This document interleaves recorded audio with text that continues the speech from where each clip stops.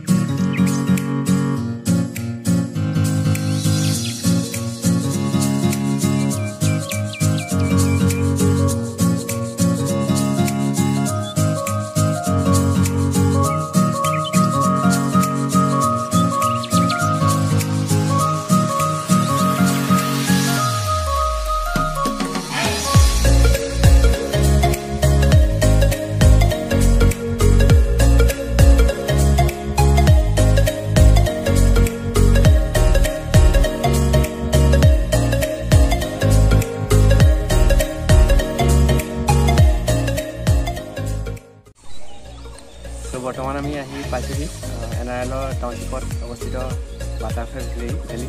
তো এতিয়া আমি ভিতৰলৈ সোমাই যাম আৰু দেখুৱাম আপোনালোকক কি আছে। চ' এয়া বাটাৰফ্লাই ভেলিৰ ভিতৰলৈ সোমোৱা ৰাস্তাটো। আৰু আজি মোৰ লগত আছে ঋষিৰাজ। এয়া দেখিছে ইয়াত চাহ বাগানৰ চাহৰ খেতিও কৰা হৈছে সৰুকৈ। এয়া বাটাৰফ্লাই ভেলি লিখা আছে। চাওঁচোন বাটাৰফ্লাই কিমান দেখিবলৈ পাওঁ। আৰু পৰিৱেশটো যথেষ্ট শান্ত পৰিৱেশ, চৰাই চিৰিকটিৰ মাত শুনিবলৈ পোৱা যায়।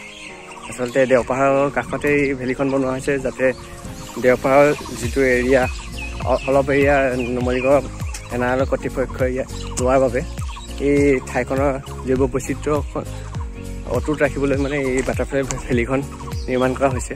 15 একৰ এৰিয়াত বিস্তৃত হৈ আছে এই বাটাৰফ্লাই ভেলিখন। চ' সেয়া বান্দৰটো আমাৰ কমনেই বাৰু। এটা পুখুৰী।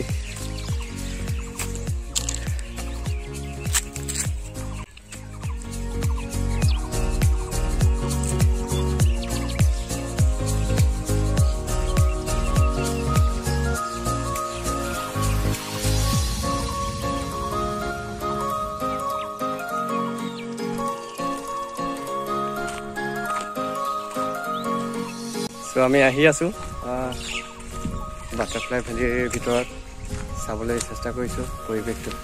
আৰু অতিকৈ সুন্দৰ পৰিৱেশ, এটা ধুনীয়া পৰিৱেশ, ঠাণ্ডা নীৰৱ নিৰিবিলি ঠাই।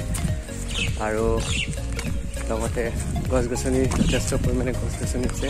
যিহেতু এতিয়া বতৰটো ফাগুন শেষ হ'ল যদিও এতিয়া বসন্ত স্প্ৰিং অহাৰ সময়। চ' শুকান এটা ধুনীয়া পৰিৱেশ। বাটাৰফ্লাই গাৰ্ডেনত আহি আমি বাটাৰফ্লাই কিন্তু দেখিবলৈ পোৱা নাই। দুই এটা প্ৰজাতি বাটাৰফ্লাই দেখিবলৈ পাইছোঁ, যদিও যিমান পৰিমাণে থাকিব লাগিছিলে সিমান পৰিমাণে আমি কিন্তু দেখিবলৈ পোৱা নাই। অভিয়াছলি ওচৰতে দেওপাহাৰ আছে যেতিয়া ইয়াতনো ক'ত বাটাৰফ্লাই আহিব। আৰু এইখনেই দেওপাহাৰ। আমি দেওপাহাৰৰ এইফালৰ ছাইডটো আমি দেখা নাছিলোঁ। চ' আজি বাটাৰফ্লাই ভেলিত আহি দেওপাহাৰখনৰ এইটো ছাইডটো আমি দেখিবলৈ সক্ষম হ'লোঁ। চ' বৰ্তমান আমি আহি বাটাৰফ্লাই গাৰ্ডেনখনৰ এটা কেটাৰপিলাৰ সদৃশ ঠাই এটুকুৰাত সোমাইছোহি। ইয়াত যথেষ্ট পৰিমাণৰ ফুল ৰুবলৈ চেষ্টা কৰা হৈছে, ইয়াত দেখুৱাবলৈ চেষ্টা কৰা হৈছে আৰু ফুলবোৰৰ নামাকৰণ কৰা হৈছে, ইয়াৰ চাইণ্টিফিক নেম দিয়া হৈছে। ভাল লাগিছে, যথেষ্ট ধুনীয়া পৰিৱেশ, এটা ধুনীয়া আকৃতিৰে বস্তুটো বনোৱা হৈছে। যিহেতু কেটাৰপিলাৰ বাটাৰফ্লাই এটা ষ্টেজ হয়, লাইফ ষ্টেজ। চ' ভাল লাগিছে, সেইটো সদৃশে ইয়াত বনাবলৈ চেষ্টা কৰা হৈছে। আৰু কি পাওঁ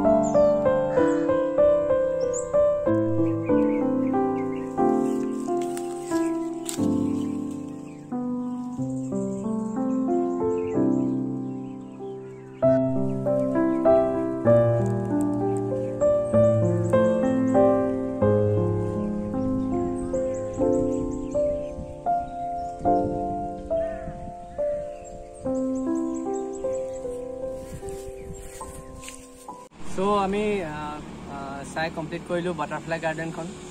তাত যথেষ্ট পৰিমাণৰ গছ গছনি দেখিবলৈ পালোঁ, ফুলৰ লগতে বিভিন্ন প্ৰকাৰৰ হাৰ্বেল মেডিচিনেল প্লেণ্টছ দেখিবলৈ পালোঁ। বিভিন্ন প্ৰজাতি আমি বাটাৰফ্লাইও দেখিবলৈ পালোঁ, যদিও আমাৰ হাতত যিহেতু মোবাইল আছে, চ' মোবাইলে বাটাৰফ্লাই কেপচাৰ কৰাটো যথেষ্ট এটা পেচেঞ্চৰ কাম। চ' সেইকাৰণে আমি বাটাৰফ্লাই ভিডিঅ' বা ফটো ল'বলৈ সক্ষম নহ'লোঁ। তথাপিও যি আমি প্লেণ্টছৰ ভিডিঅ' বা ফটো পালোঁ, সেইবোৰ আমি এই ভিডিঅ'ৰ জৰিয়তে দেখুৱাবলৈ চেষ্টা কৰিলোঁ। চ' আপোনালোকেও যদি নুমলীগড়ৰ ওচৰৰে বাসিন্দা তেন্তে নিশ্চয়কৈ এই বাটাৰফ্লাই গাৰ্ডেনলৈ আহিব পাৰে। এটা নিৰিবিলি পৰিৱেশ, আপোনালোকে আজৰি সময়কণ সুন্দৰভাৱে ঠাইখনত কটাব পাৰিব। চ' আজি ভিডিঅ'টো ইমানলৈকে আছিল। বৰ্তমান আমি এতিয়া বাটাৰফ্লাই গাৰ্ডেনৰ পৰা উভতি আহি নুমলীগড় আৰ্কিঅলজিকেল চাইট, যিটো আমি পুৰণা বাবাথান বুলি কোৱা হয়, এখন অসমৰ ভিতৰতে ঐতিহ্য প্ৰকৃত স্থান, তাত আমি অলপ বহি জিৰণি লৈছোঁ। আৰু এই স্থানখনৰ ওপৰতো আমি এই চাইটটোৰ ওপৰতো মই এটা ডকুমেণ্টেৰী এখন বনাবলৈ চেষ্টা কৰিছিলোঁ। চ' আপুনি যদি সেই ডকুমেণ্টেৰীখন চাব বিচাৰে তেন্তে মোৰ ডেছক্ৰিপশ্যনত যাব, তাত মই ডকুমেণ্টেৰীখনৰ লিংকটো দিয়া থাকিব। আপুনি যদি চাব বিচাৰে তেন্তে নিশ্চয়কৈ চাব পাৰিব আৰু ঠাইখনৰ বিষয়ে কিছু জানিব পাৰিব। চ' আজিৰ ভিডিঅ'টো যদি আপোনালোকে ভাল পালে বা যদি আপোনালোকে আহিব বিচাৰে বা কোনোবা বন্ধু বান্ধৱীৰ সৈতে এই ঠাইখনৰ সৌন্দৰ্য উপভোগ কৰিব বিচাৰে তেন্তে তেওঁলোকৰ হয়তো ভিডিঅ'টো শ্বেয়াৰ কৰিব। আৰু মোৰ লগত কানেক্ট হৈ থকাৰ বাবে বা নতুন ভিডিঅ' চাবৰ বাবে আপোনালোকে মোৰ চেনেলটো ছাবস্ক্ৰাইব কৰিব লাগিব।